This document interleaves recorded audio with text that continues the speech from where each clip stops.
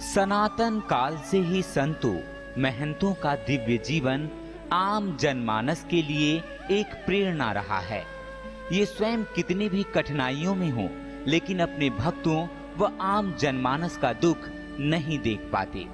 ऐसे ही एक संत हैं जिन्होंने समाज व देश के लिए अपना सब कुछ त्याग दिया।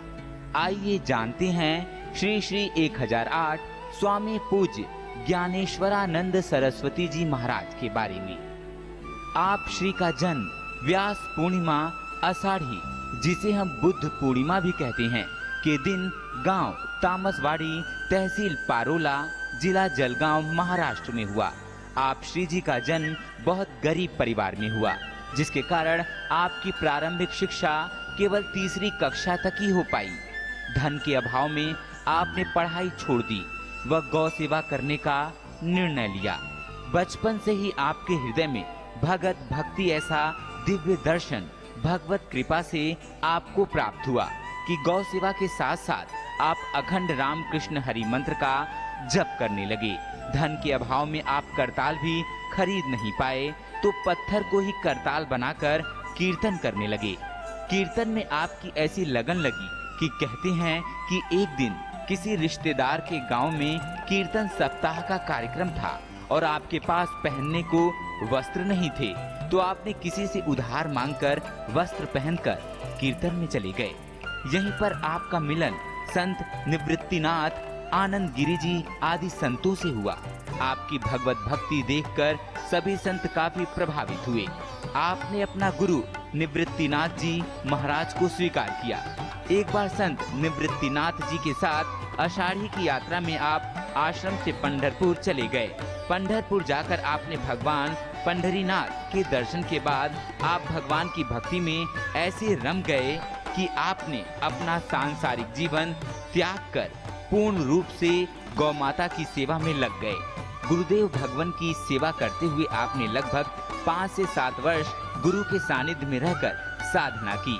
गुरु कृपा से ही आपको भगवत अनुभूति प्राप्त हुई।